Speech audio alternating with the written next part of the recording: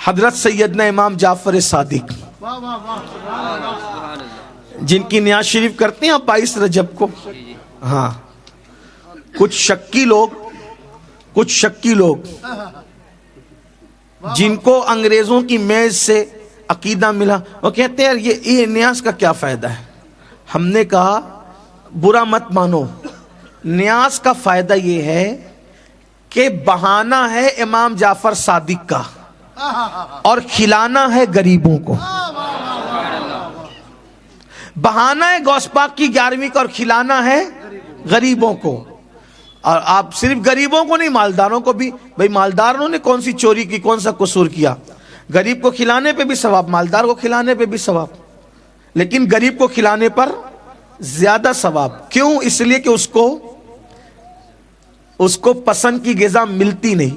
اچھا کچھ لوگ اس پر بھی ٹپنی کرتے ہیں, بولتے ہیں چلے ٹھیک ہے پھر وہ پوریاں ہی کیوں بنے. ہنسنے کی بات نہیں, وہ پوریاں ہی کیوں بنے, کیوں بناتے اس دن پوریاں؟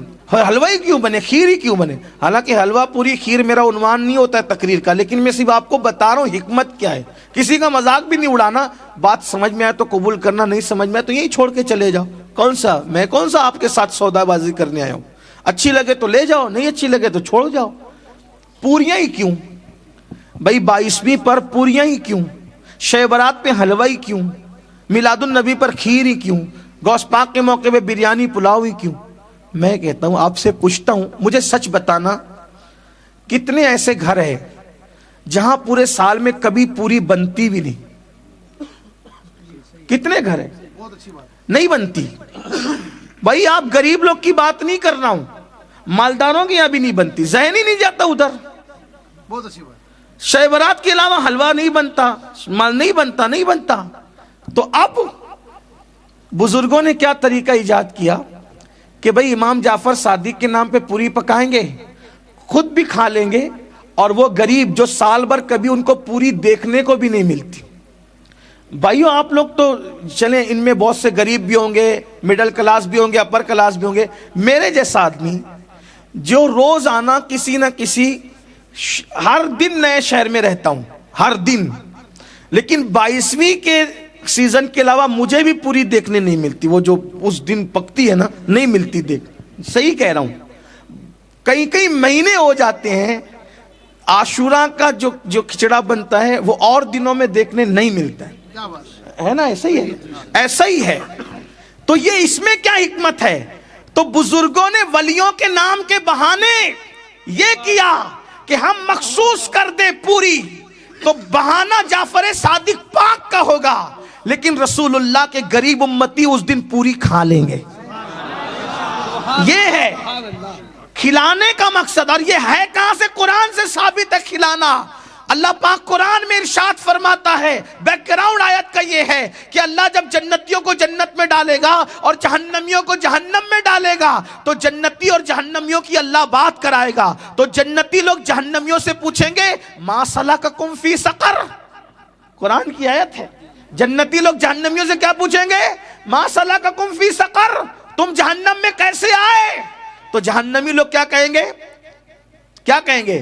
قالوا لم نکن من المصلین ولم نکن نطعم المسکین, ہم نماز نہیں پڑھتے تھے اور ہم غریبوں کو کھانا نہیں کھلاتے تھے, اس لیے جہنم میں آ گئے. اس لیے ہمارے بزرگوں نے کہا کہ جب جہنمی جہنم میں کیوں جائیں گے؟ نہ غریبوں کو کھانا کھلاتے, نہ نماز پڑھتے, اس لیے جہنم میں جائیں گے. تو سنی نماز بھی پڑھے گا, نیاز بھی کرے گا, تاکہ جنت میں چلا جائے.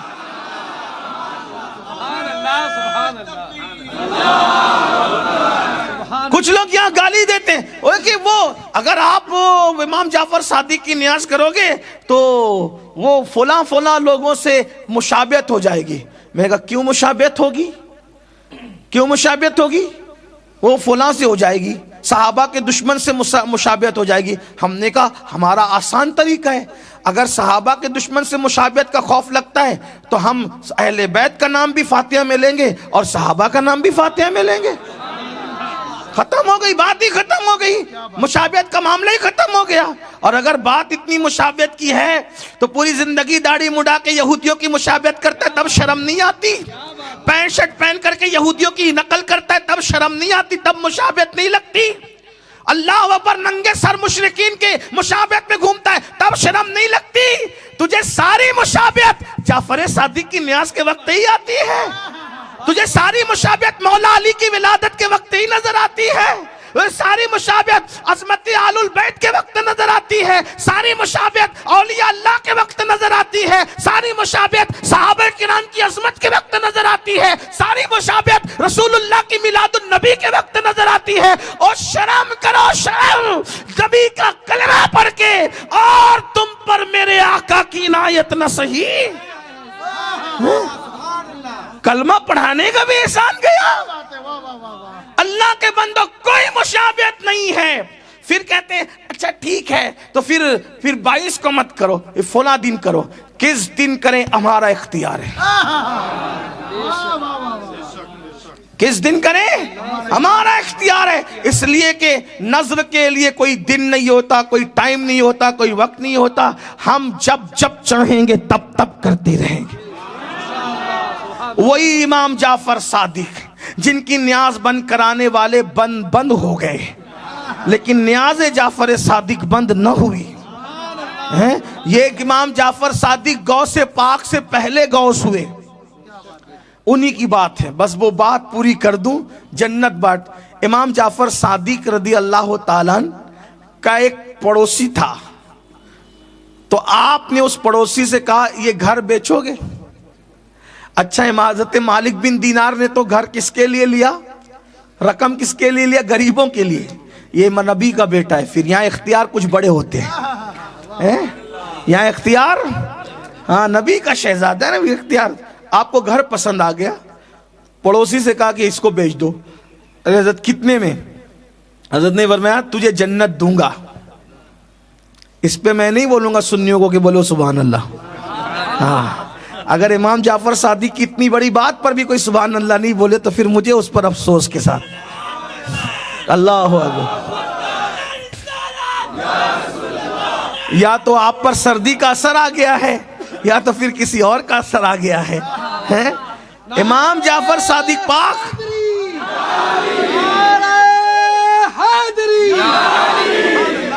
امام جعفر صادق پاک فرماتے ہیں مجھے بیچ دے، اس کے بدلے تجھے جنت دوں گا۔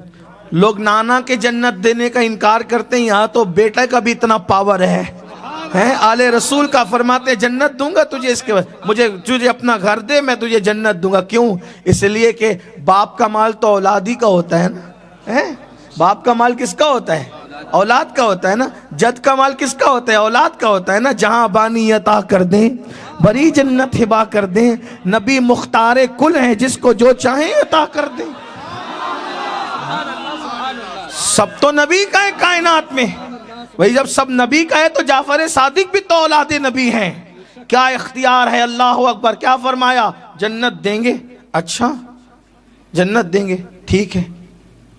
وہ خوش عقیدہ تھا، وہ تھا کہا ٹھیک ہے یہ لے لیجئے ہمارا گھر اور لکھ دیا جنت۔ جعفر صادق، امام جعفر صادق کی ضمانت پہ جنت۔ اب وہ جنت جب وہ کاغذ لے لیا۔ ایک بات آپ کو کہوں، آپ گھر جا کے شاید یہ سوچیں گے بھی کہ یار یہ کیا بات ہوئی، اس لیے کہ یہ باتیں سب کو ہضم نہیں ہوتی۔ اگر آپ تھک نہیں گئے تو میں صرف آپ کو بتانے کے لیے ایک بات کہوں۔ ایک بار دیکھو، سب بات ہوتی ہے عقیدت اور یقین کی، ہے نا۔ زبیدہ نے ایک مرتبہ بہلول دانا سے کہا کیا کر رہے ہو؟ بولے گھروندہ بنا رہا ہوں۔ کیا بنا رہا ہوں؟ کیا بنا رہا ہوں؟ گھروندہ۔ کہاں؟ جنت میں۔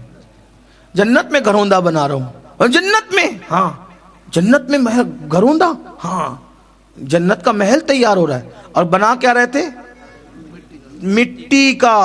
مٹی کا گھر، مٹی کا چھوٹا سا گھر۔ اور کیا کہہ رہے ہیں؟ جنت میں گھروندہ بن رہا ہے، جنت میں محل بن رہا ہے۔ لیکن عورتیں ہوتی ہیں، عورتیں کچھ عقیدے کی پکی ہوتی ہیں، اس لیے عورتوں کو جلدی سے عقیدے کے معاملے میں بگاڑا نہیں جا سکتا، ہے نا۔ ہاں وہ کہتی ہے تم جو چاہو باہر جاؤ کرو، ہم تو وہی کریں گے جو ہمارے باپ دادا کرتے آئے ہیں۔ ہاں تو نہیں ہوتا جلدی سے عورتوں کو بگاڑ، اسی لیے لوگ عورتوں کو بگاڑنا چاہ رہے۔ گانے، سیریل، فلمیں، ان کو ختم کر دو۔ دین عورتوں سے ختم ہو جائے گا تو مردوں سے خود بخود ختم. میں آپ کو کہتا ہوں کربلا کبھی قائم نہ ہوا ہوتا اس شان سے اگر امام حسین کو فاطمۃ الزہرا جیسی ماں نہ ملتی. میں آپ کو یہ بات پورے یقین کے ساتھ کہتا ہوں, کربلا کے پیچھے کوئی فاطمۃ الزہرا جیسی ماں کی دودھ کی تاثیر ہوتی ہے تب تاجدار کربلا پیدا ہوتا ہے. عبد القادر جیلانی کبھی غوث اعظم بن کر محی الدین بن کر نہ چمکتے اگر ام الخیر جیسی ماں کا دودھ نہ پیا ہوتا. کیا سمجھتے ہو؟ اسی لیے کسی انگریز مفکر نے کہا تھا تم مجھے نیک مائیں دے دو میں تمہیں نیک قوم عطا کروں گا.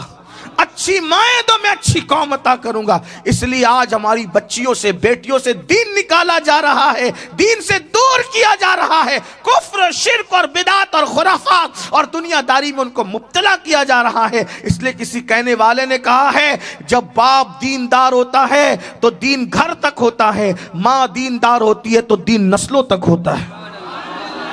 ماں کا دیندار ہونا بہت اہم ہے. اس لیے اپنی بچیوں کو علم دین دو, دین کی تعلیم دو, بچیوں کو دیندار بناؤ, بچیوں کو پرہیزگار بناؤ, بچیوں کو متقی بناؤ. یہ سیریل, یہ فلمیں, یہ گانے, یہ تماشے, یہ آزاد خیالی سے دور رکھو. تو زبیدہ تھی بیوی ہارون رشید کی, اس نے کہا یہ جنت میں گھروندہ محل تعمیر کر رہے ہیں, ہاں بیچیں گے بابا, ہاں بیچیں گے. کتنے میں؟ کہ 2 دینار دے دو. اس میں اتنے سستے. اس نے, اس بادشاہ کی بیوی تھی, کیا مشکل تھا, نکالا دے دیا. خوشی خوشی گئی, گھر پہنچی.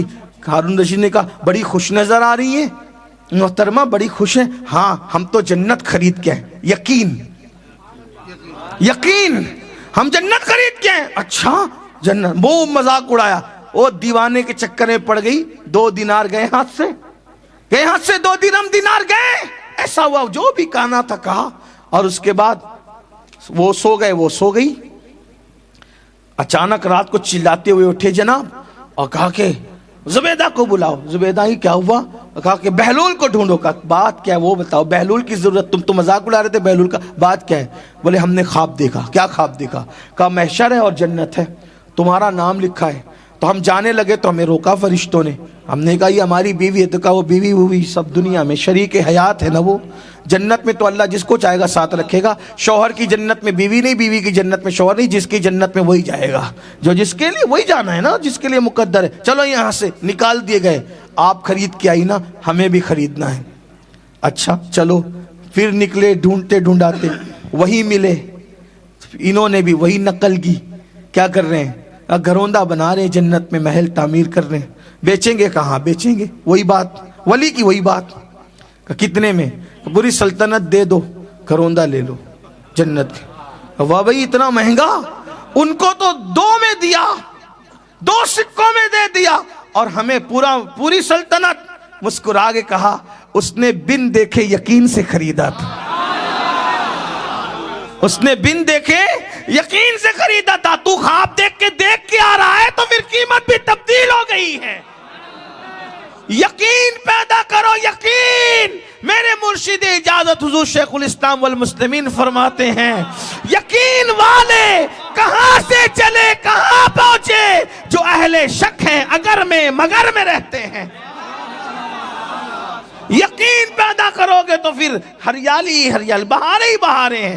امام جعفر الصادق رضی اللہ عنہ نے لکھ کے دیا ہم اسے جنت میں محل دیتے. دے دیا, لے لیا, معاملہ ختم. اس کے بعد حضرت چلے گئے حج کو. امام جعفر صادق پاک چلے گئے حج کو. واپس آئے اور پتہ چلا اس کا انتقال ہو گیا. اب انتقال ہوا تو بچے ایسے عقیدت والے نہیں تھے. بچوں نے کہا حضرت وہ گھر ہمارا ہے, ابا کا انتقال ہو گیا.